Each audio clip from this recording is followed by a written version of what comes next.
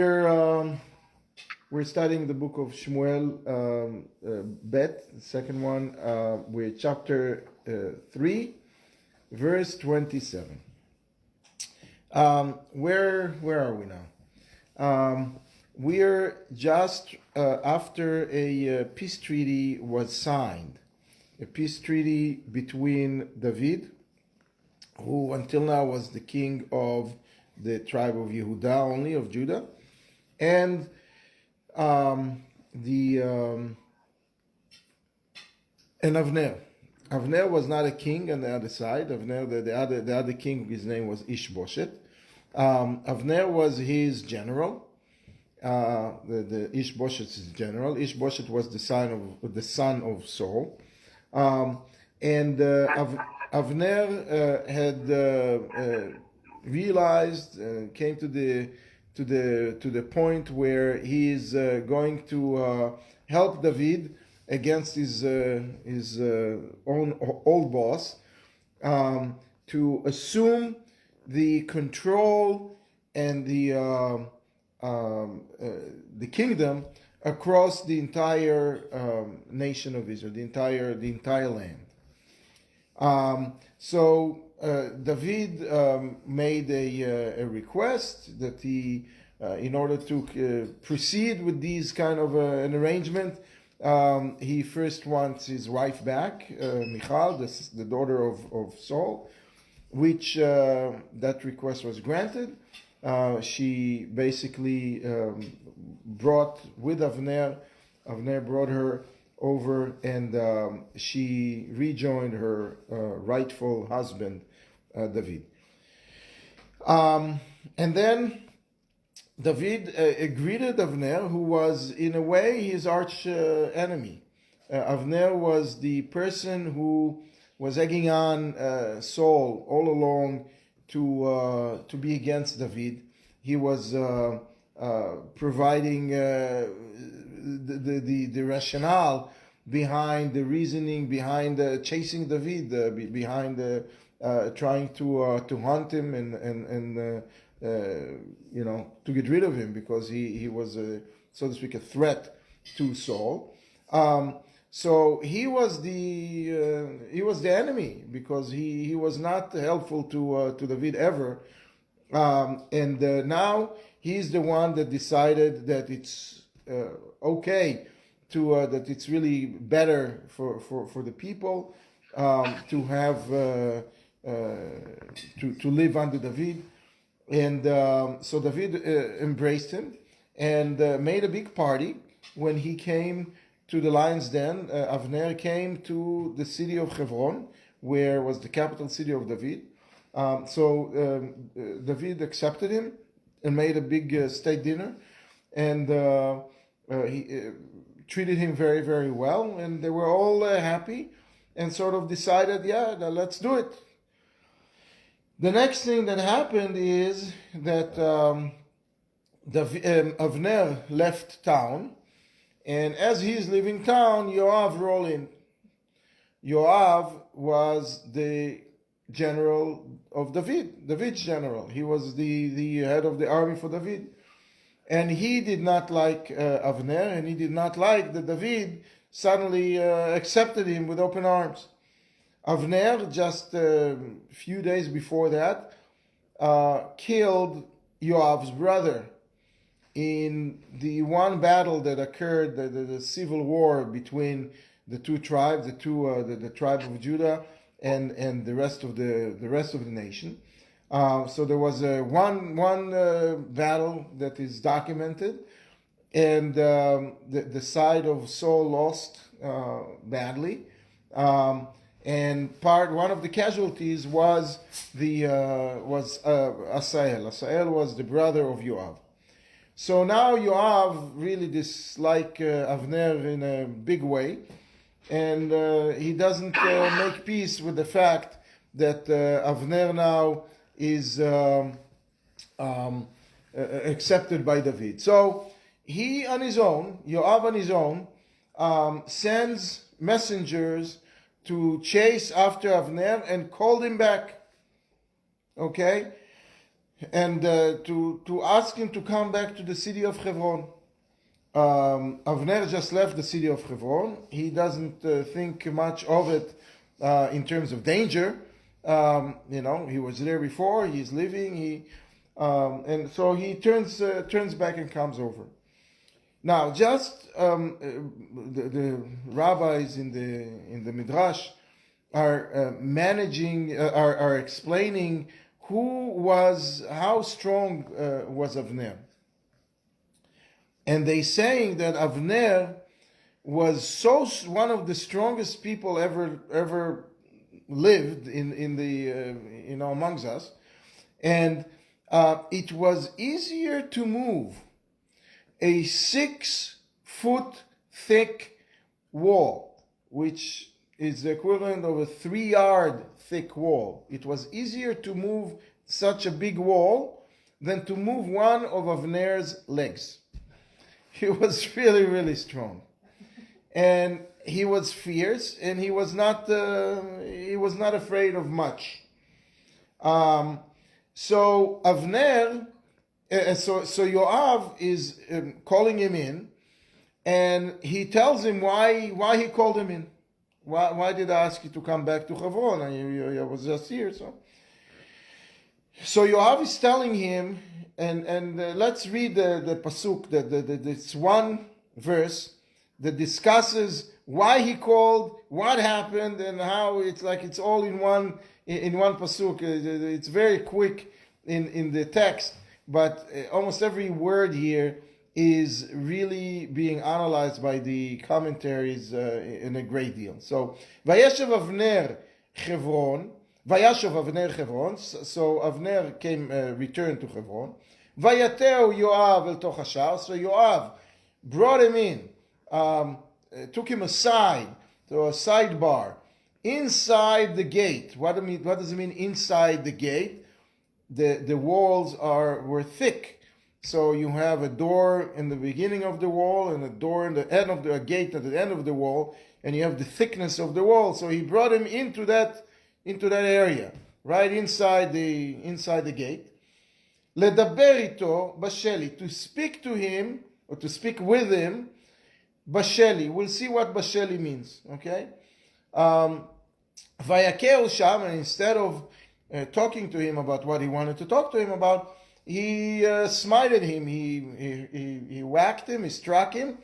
Achomesh, where in the 5th rib, just like the place that Avner hit Yoav's brother Asael and killed him, in the same exact spot Yoav killed Avner. Vayamot bedam Asael achiv, and he died because on account of the blood that Avner spilled of Asael, which is the brother of Yoav. So what happened here is being discussed a great deal, and let's try to go through it. So Yoav was calling him, and he basically said, "I want to call you for din Torah, for a court case. I want the rabbis, the judges, to really decide whether you were justified in killing my brother. I don't think you were. You think you were. So let's go to court and see who's right. Because if you were not, you're a murderer." Okay, and that is there are set rules and set punishments for murder. And Avner was justified to himself. He felt that Asael was chasing him in that battle, or at the conclusion of that battle. Asael was chasing Avner. So Avner was, it's like either you kill me or I kill you. So, that the choice for him was very clear to get rid of Asael. Yoav, on the other hand, was not feeling that, because even when someone is chasing you with a machete to kill you, if you have the ability to stop them by shooting them in the leg, and instead you shot them between the eyes, that and kill them, it's not justified, because you should not be saving yourself by killing someone else if you have the ability to not do it. And Avner, obviously being as strong as he is and as accurate as he is, he was a warrior, he had the weapons, he knew exactly what he was doing, and he struck him in a place that in one whack, Asael died on the spot. He was able to do it some other way, and he didn't do it.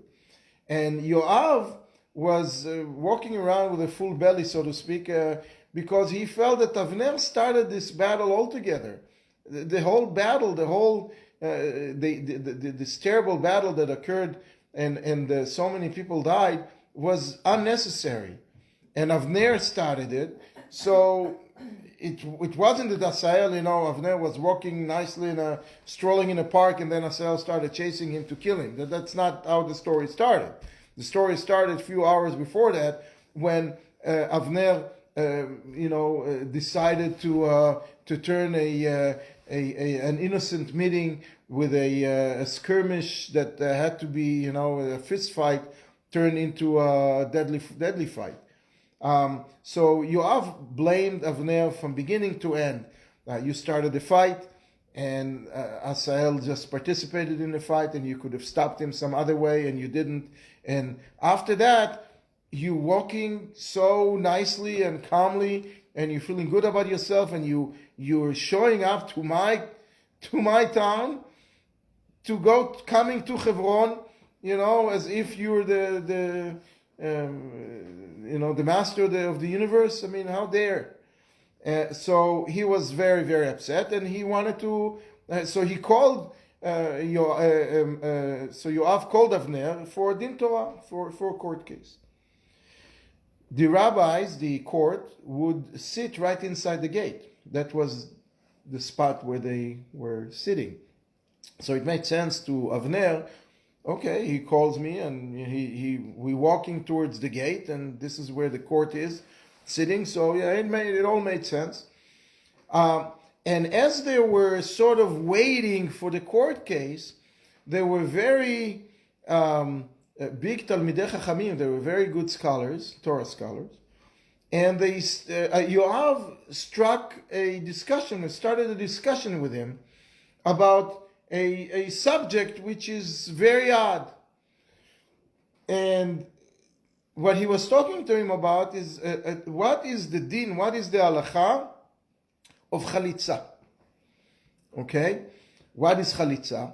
Chalitza, we all know, is when you have a man married a woman, and the man died and without children, and that man has a brother, and so the brother is obligated to marry the widow and have children in order to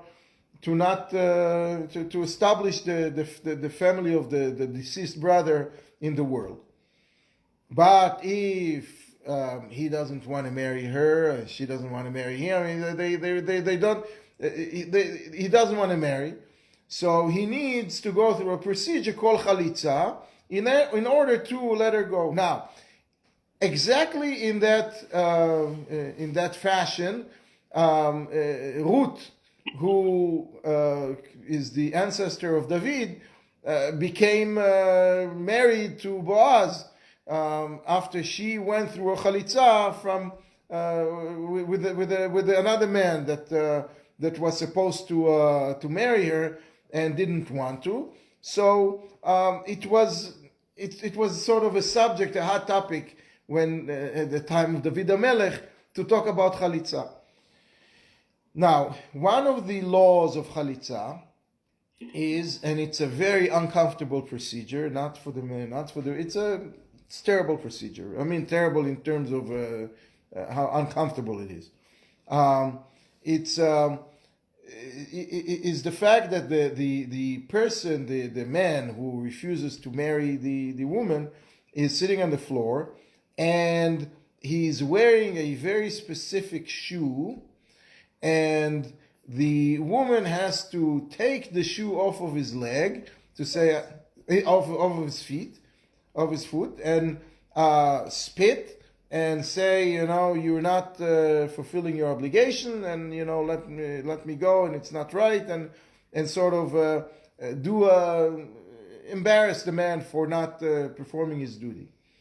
Now, there are very specific laws as to what the shoe needs to look like, what is it made out of, and how it's being pulled off his foot. Now, it needs to be pulled off the foot by the woman. Now, there is it's an out there question. What happens if the woman who is supposed to pull off the shoe off the foot doesn't have hands?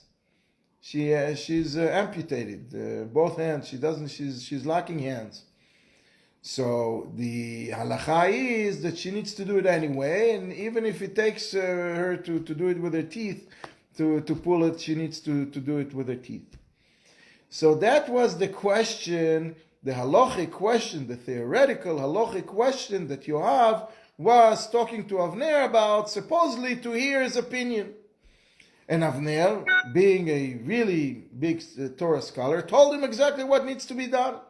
So Yoav says, show me, I don't understand how it can be done.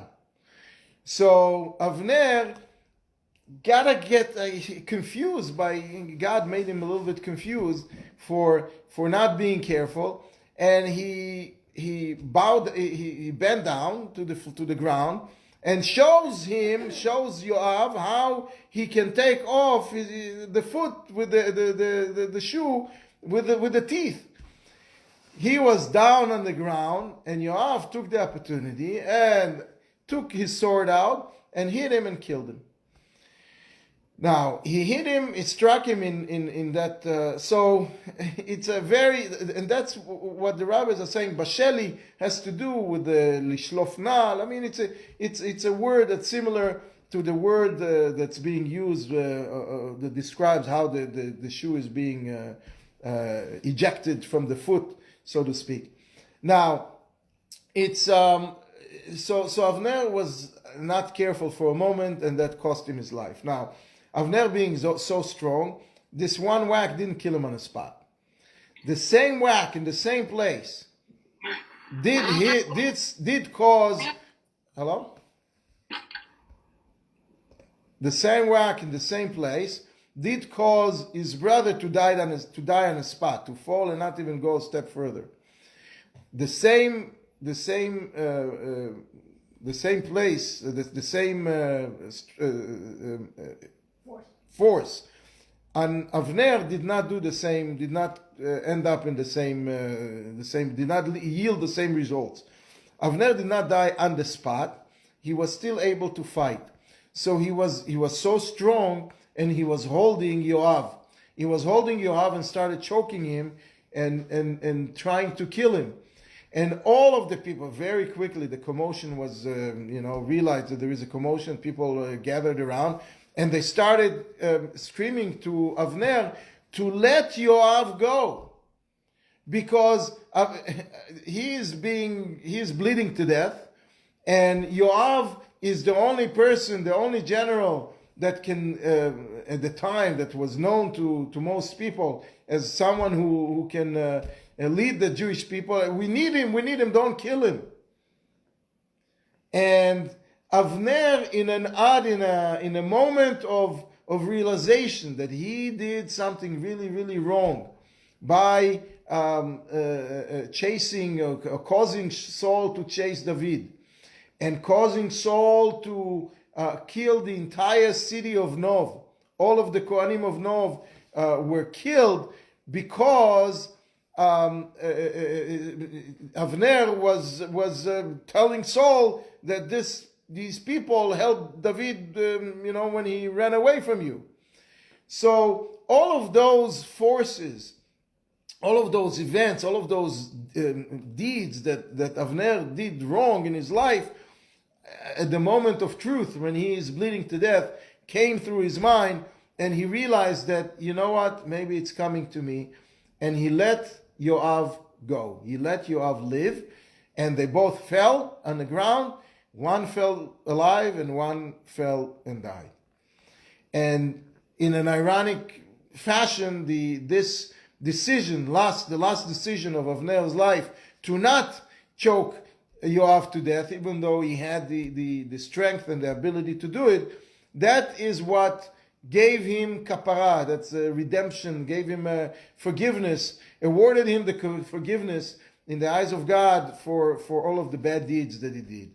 And later in a few verses, we'll see how David is really treating Avner after his death as a special person, not just as a murderer. It's not, the whole thing was very odd and was very terrible. Avner is not a murderer, a regular murderer. He protected his life. Everybody understands that when someone is chasing you with a machete or with a spear or with a sword, you don't have to play nice, and you can stop them. And everybody understood also that it wasn't that simple, that maybe he shouldn't have done it, maybe he shouldn't have gotten to that point. So Yoav is not faulted here as much, and Avner is not such a victim here. It's a very, very tough spot. Now, there are a lot of halachic discussions about what happened and how it happened. One of them is Yoav considered himself Goel Adam, right? Goel Adam is the person who is the relative who is close to the deceased. He was close to Asael, right, his brother, and therefore he has the authority, the halachic authority, to strike the murderer back, to kill the murderer back, right? So, but the problem is that Asael had a son, and the son is the closest relative, and the son didn't do it. It's the brother of Asael that did it. How come? A bunch of discussions, and but the bottom line is we have now Yoav, who is the strong man in David's kingdom. He's the general. He just killed someone who was the enemy until very short while ago, and he should not have killed him. He should not have killed him if not for specific reason of Avner. He shouldn't have killed him because of what he would do to the kingdom, what he would do to the order of the world there. There is I just saw the other day. There is a halacha that Haveh mitpalel bishloma shel malchut, that we have to, when the Jewish people are not in our land, we are in a foreign land, we have to pray for the government. We have to make sure that the government is functioning, because without government there is chaos, and chaos is not good for anyone. And it's not necessarily that we have to pray for the governor, for the king, for the head of the government. I mean, that's for God to decide exactly who's going to lead and what. That's not our business. But order must be. The order, the rule of law must prevail. There must be a rule of law in the world. And for Yoav to take, the court was right there. Right? It was right outside of the doors of the court. The judges were there. It was very easy to make your case to the judges and hear what they have to say, instead of just taking the justice into your hand and killing someone that killed your brother. It's not right. It's just not right. It was a statement. It was a statement of I'm going to do what I think is right, and I'm not going to ask anyone. So Vaishma David. So David hears that. Why does it mean he hears that? He hears it secondhand. I mean, people did not run to tell David that this is what happened, because people who in Hebron who lived there saw what happened. That David just finished a state dinner with this gentleman Avner. That David, for whatever reason, decided that it's good for the order of for the Jewish people, and it's good for this man. He was not supposed to die this evening. He was supposed to, just enjoy state dinner and go home. And instead, Yoav took matters into his own hands and killed the guy. So nobody was running to tell David, but David heard it ma'achrech, and after the fact, David heard it. Vayomer, so David right away understands that this is a very, very sensitive moment, a moment that can change history and that can basically derail his entire tenure as a king before it even started. He was a king in Judah. He wasn't a king over the entire land of Israel. And people very quickly, supported Avner. People loved Avner. People thought that he's supposed to. He was one of the leaders of the government, the leader of the Jewish people. And here he was killed.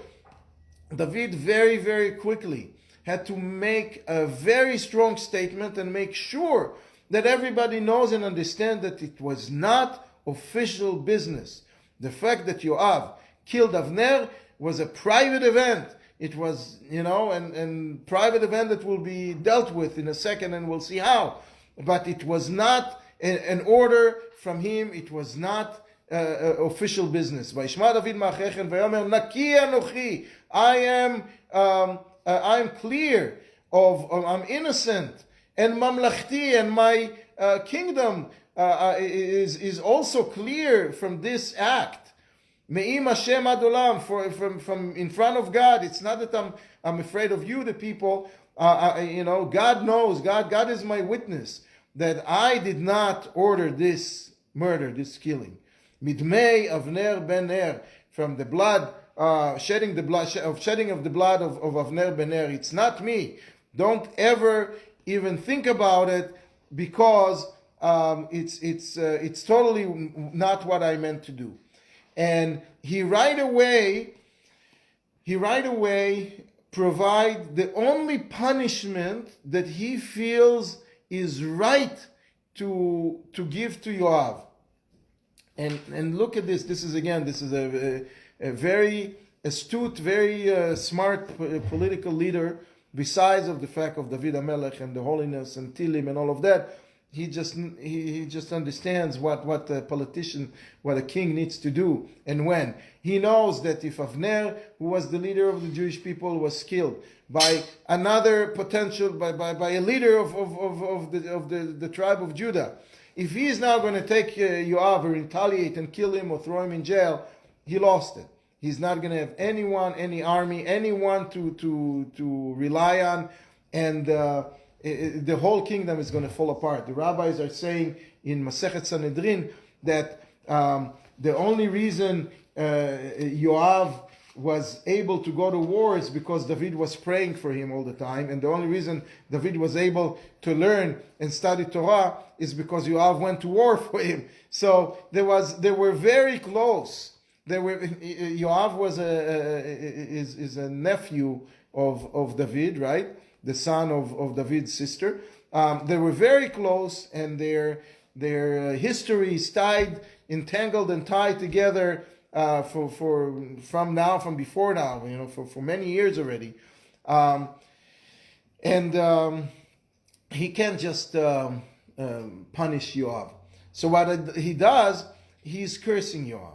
יחולו על ראש יואב ועל כל בית אביו ועל יחרד מבית יואב זב ומצורע ומחזיק בפלך ונופל בחרב וחסר לחם. Very strong statement. Let me just translate it and then explain it. So it says, may the guilt or may fall upon the head of Yoav, right, and all of his father's house. Meaning he is cursing Yoav, but he's also cursing in a way his descendants, the sons and grandsons and granddaughters of Yoav. Now, what do? They didn't do anything. Yoav is at fault here, right? Why should the kids suffer? But he's saying usually the kids are relying on the merit of the parents. Okay, so here Yoav is going to be punished so severely that he's not going to have any merit to give his children. to help his children to come. So that's by doing that's the curse that the children are going to suffer, but not because of the children themselves did anything. And then he says that forever and ever there were 5 curses, 5 individual curses that are never going to cease from the house of Yoav, and Yoav forever is going to be cursed in the following ways. He's going to be a Zav. A Zav is suffering from discharge of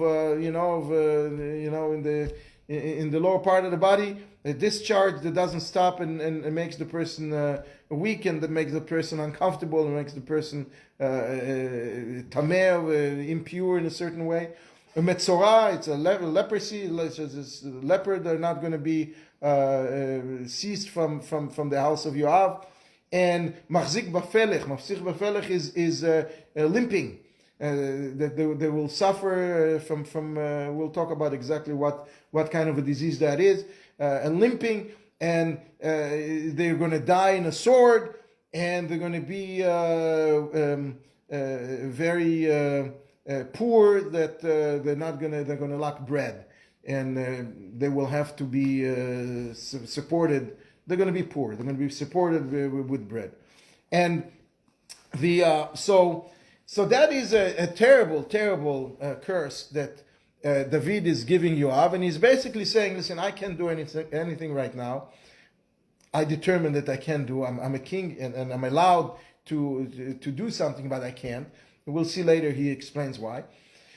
But I'm going to let God be the judge, and be the jury, and be the police, and take care of this man. In fact, the fact of the matter is that Yoav lived long life afterwards. Yoav lived for almost 35 years past this point. He wasn't. He was, and throughout that life, he was the right-hand man for David. And only, and more, 40 years actually. Only after David passed away, he left a request to his son Shlomo, King Solomon, to tell him, you take care of Yoav. I wasn't able to do it. For whatever reason, he's his family, and he was important for the kingdom. But now, new administration, you take care of him. And Shlomo is coming to. We'll get to it eventually, but just briefly, he comes to a point where he's supposed to. He wants to kill Yoav. So before killing him, he's telling him why he's going to kill him. So Yoav, and one of the reasons he's going to kill him is because he killed Avner. So Yoav is telling Shlomo, hello. First of all, you're not supposed to kill me because, the halachic reasons, telling the halachic reasons. But besides the point, your dear father David, cursed me and all of my generations. Okay? You can't kill me and keep the curse. It's one or the other. Shlomo understands it. His father gave him a direct order to kill Yoav, and he understands that Yoav really doesn't deserve both. So Shlomo is saying, I'll take the curse upon me, and then he proceeded to kill Yoav.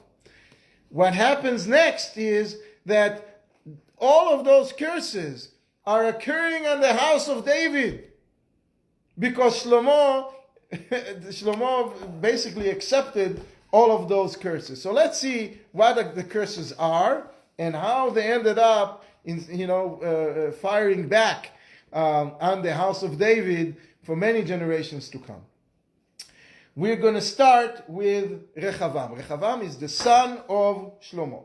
The son of Shlomo, he is the one that's going to be Zav, that's going to have this discharge. Just briefly, Shlomo was taxing the people greatly in order to build the Bet HaMikdash, in order to strengthen Yerushalayim and in general the land of Israel. He was taxing the people left and right in a crazy way. And the people were revolting. I mean, when Shlomo finally passed away, his son Rechavam took over, and the people were coming to beg him, stop with the taxes. Give us tax relief. give us tax reform. We can't pay these kind of high taxes anymore. And what does Rechavam say?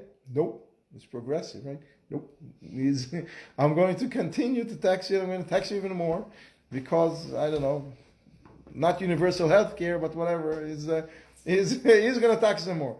So the people are revolting, and they're starting to throw stones at him and chase him away from that gathering that when they came to ask him for tax reform.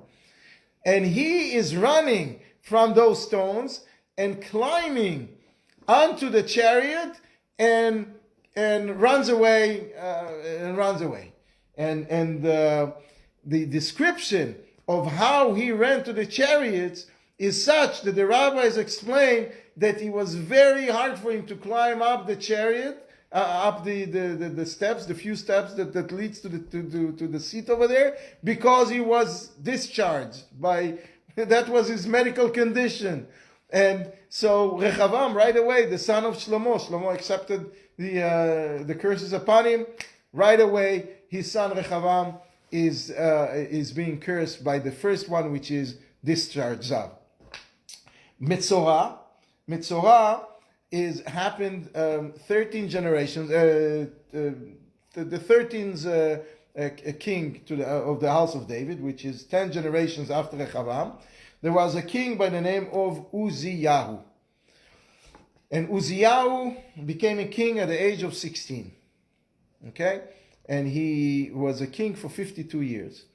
And throughout the beginning, through most of his tenure, he was a very good king, and he was a pious guy, and he strengthened the city, and he strengthened the whole nation. He built greatly.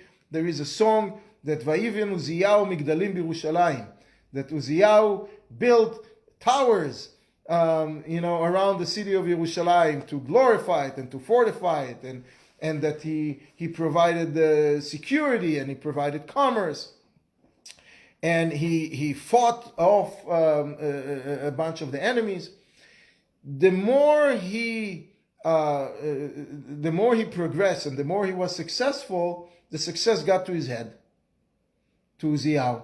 And one day he walks in and he feels that he is the man, and he walks into the temple to Yerushalayim, and he wants to bring the essence, the Ktoret. He wants to do the job of the Kohanim. And the Kohanim are shaking. It's not for you. You're a king, but it's not for you. It's for the Kohanim to deal with this. And as they're talking to him, but he is insisting, as they're talking to him, he became leopard. He had leprosy on his forehead.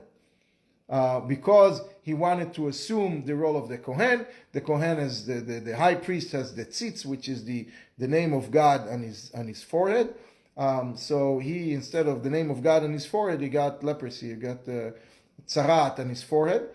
And when he saw that, he was shocked, and they took him. A leopard is not allowed to be in Bet HaMikdash. Leper is not allowed to be in Bet HaMikdash, and they took him out of Bet HaMikdash, took him out of Yerushalayim, and he ended up living the rest of his life outside of the walls that he so fortified and built, because the success got to his head, and he decided that he needs to be the Kohen as well. So that's the Metzorah from the house of David. You had a Metzorah, and then Machzik Bafelech. Machzik Bafelech, it's more personal. Okay, so what's Machzik Bafelech is someone who is limping. Who was limping? A gentleman by the name of Asa. Asa was the grandson of Rechavam, the fifth king in the dynasty of David. And when he was older, he had some disease in his legs. The Gemara in Masechet Sanhedrin is telling us exactly what this disease is. It's pudgara, whatever. It's a word in Aramaic. It's being translated as gout. And so he had gout. A lot of kings had gout because they drink a lot of wine. So I know something about that. Not about being a king. And the Gemara is describing what is it? What is this kind of what is gout? It said it's like you're taking a needle and you put it and you stick it in the live flesh. That's what gout is, and God will be my witness. I can tell you, that's what it feels like. It's like somebody shot you in the foot. So the rabbis explain it. Rab Nachman explains. So the Gemara is asking, how does Rab Nachman knows what it is? No, he had it too, So that's how he knew. So anyway, machzik b'pelech. So he had to limp, when someone has gout and they don't have colchicine and they cannot relieve themselves. So of the pain, they end up limping. So that's Asa had gout, and then we had. What's the next one? Is Nofel B'Cherev, someone who falls by the sword, who dies. And that is King Yoshiyahu. King Yoshiyahu, right? Yoshiyahu was the 18th king. Anyway, what happened there is in that generation, Pharaoh, the Pharaoh de jour in Mitzrayim, in Egypt, wanted to launch a war, to have a war against the king of Assyria. So if you know geography, Egypt is on the south of Israel, and Syria, or whatever is left of it in modern days, is in the north of Israel. So in order to wage a war, the king of Egypt had to cross the land of Israel to get to Assyria. So he was polite and asked Yeshayahu that he wants to cross. And Yeshayahu, no, I'm not going to let someone with his whole army cross my land, because that's a very easy way to start a war from within, right? You cross the land and then you start conquering cities as you go along. So he didn't let him. So the king Pharaoh, the king of Egypt, didn't like that answer, and he started a war against Yeshayahu and Yoshiyahu against Yoshiyahu, and Yoshiyahu lost that battle. The battle happened in Megiddo. There are ruins in Megiddo, and they are, if you ever visit that site, there is a whole discussion about the war in Megiddo, and they ended up making the body of Yoshiyahu like a, they made holes in it like a sifter, like a sifter, they made holes in him. In other words, they killed him with a sword and made a lot of holes with arrows, many arrows, hundreds of arrows stuck in his body, and he died. So that's how this curse that David gave Yoav fired back on one of his great-grandsons, Yoshiyahu. And the final one, before we leave, is V'chasar Lechem. And that is the almost the final king in so far in the dynasty of Yoshiyahu. His name was Yoachim, or Yechoniah. He was taken as a hostage from the land of Israel by Nebuchadnezzar 18 years before the destruction of the first temple. And Nebuchadnezzar threw him in jail. And then Nebuchadnezzar died, and the son of Nebuchadnezzar took him out, took the king. He didn't feel that the king of the Jews needs to sit in jail, so he took him out of jail, and till the day he died, he provided him with bread, because he was an ex-prisoner. He had nothing to his name. He was the king of the Jews, and now he had nothing. So that's how the Chasar Lechem, lacking bread, this is how the curse, the last curse that David gave Yoav, ended up on his lap, on his great-grandchildren's lap. So, the moral of the story is, I don't know, don't kill and don't curse. We'll continue next time. Thank you. Rabbi, it's all yours.